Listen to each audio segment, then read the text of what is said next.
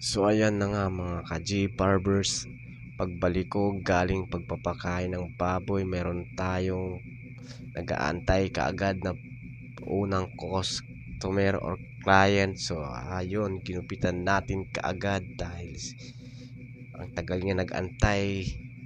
Gawa nang nandun ako kanina, na busy ako sa pagpapakain ng alaga naming baboy. Then ang request pala sa akin ng client natin ay first paid with ano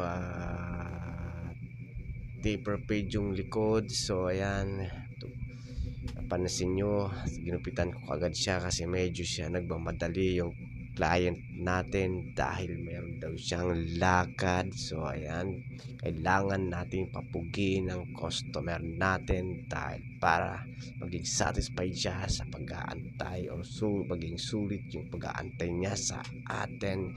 Then let's go.